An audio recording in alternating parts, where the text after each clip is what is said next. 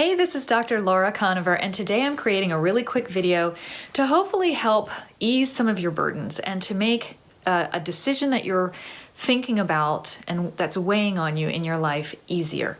So I was at a medical conference recently and we were talking about medical decision making, which can be incredibly stressful because there's no guaranteed outcomes, and often the patient is required to make really major life-changing decisions. One of the tools that they taught us about in this medical conference I thought was so good that I wrote it down for you, and then I came back to my office and I even created a printout for you that I'll give you a link to below. You can print this out as many times as you want. You can save it on your computer as a file. You can have it made into notepads if you want.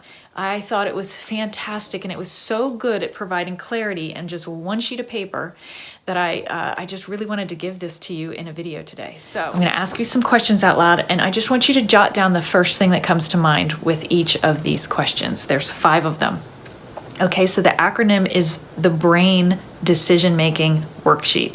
So it's BRAIN, BRAIN, and that stands for benefits, risks, alternatives, intuition, and nothing. And let me describe to you what I mean by all of those. So bring to mind your question and think of one of the solutions, the one that maybe you're leaning the most towards. And with that solution or decision in mind, ask yourself these 5 questions. The first one is benefits. So if you do this, what are the benefits? What is the best possible outcome for you in doing this? How could it be helpful? So in medicine and in a health situation, really, what is your end goal? What are you looking for? What could this possibly help move you towards? Should be a very positive answer. It should be exciting. If it's not, that's telling in and of itself. If it's not providing a lot of benefit, it's probably not your best option. But think about all the different benefits and write those down right next to the B on your worksheet. The next letter is R, and that stands for risks. So now, if I do this decision, what are the risks associated with doing this? If this is my solution, what harm? What is the worst scenario that could happen? Not the craziest fluke thing that could happen anytime, anywhere. I'm talking about what is probable? What is the worst probable outcome? And can I live with that if that is the outcome? So what are the risks? And in medicine and in health, I also like to think, what are the side effects? So that's another one. What are the risks to doing this solution? What are the possible side effects that could happen if I take this path? The next letter is an A. So A stands for alternatives. What are the alternatives? What other things could I incorporate with this particular solution? I love this in health and in healing because to me, health and healing is very collaborative. Usually you can do this and this. Usually it's not just one black and white decision and it's to the exclusion of everything else. So here's the time where you want to start thinking about all the alternatives and could I do them together, and which ones should I pull in to strengthen this choice? So for alternatives, could anything be added by moving forward with multiple approaches at the same time? I really like that one. My favorite is intuition, the I. So to me, this is the strongest. If you're on the fence about a lot of these different questions, when you get to this one, this is the one that I would give the most weight to, and I'll tell you why. When we drop down to our gut knowing, what is my gut telling me about this decision? What is my intuition saying about me choosing this solution and moving forward with this one? We cannot control outcomes. We have absolutely no guarantees about anything, our next breath, our next day of life. So we certainly, in health and in medicine and in anything, in having children and having a career, in moving forward in any way, we don't have guarantees. If I go into it in alignment with my own authenticity, if it really aligns with my core values, then I'm not going to regret having taken this path, because I will know, even if I could go back and do it over again, I probably wouldn't, because this is the one that preserves my integrity. This is the one that aligns with me best. This is the one I needed to walk down to find out. And even if it's not my hoped for solution, it will lead me to something else that is, or it will be a lesson that I needed to learn, or it will be a journey that was valuable to me for reasons I couldn't even have predicted. So what does your gut say about this choice? What does your intuition say about moving forward with this particular solution that you're deciding on this worksheet? That, to me, is the number one most important reflection that you could sit with. Because again, even if it doesn't turn out to be what I had wanted, which none of our decisions, can we guarantee are going to turn out exactly as we want.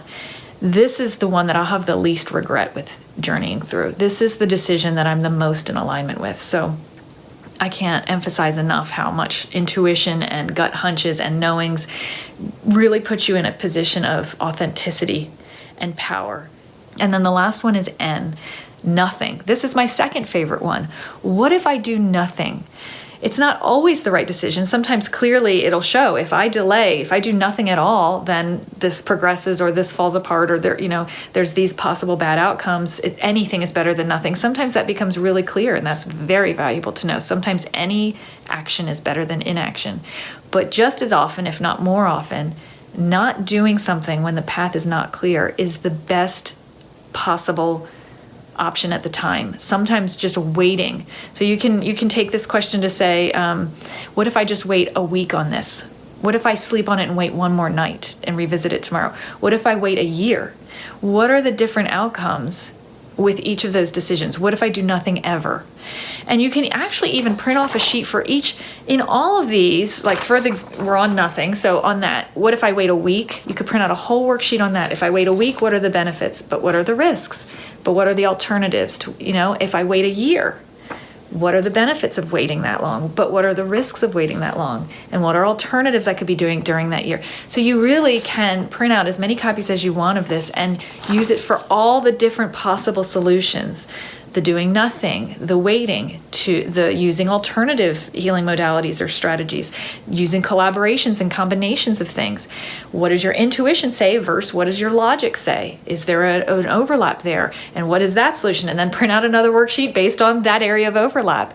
So you can do this over and over and over until you have a solution that feels so right on all of these levels that you feel really good. And usually that's symbolized, at least with me, with a sense of relief. When I had come to a decision that I know the benefits, I understand and can embrace the risks. I am incorporating all the alternatives that speak to me, and that doesn't mean I have to do everything I can think of or hear about, for sure. Some don't, but the ones that do, I've incorporated those. I've checked it with my intuition, and it aligns with my inner knowing and with my core values and with me holding my head up high about this action, even in the face of not having a guarantee in outcome.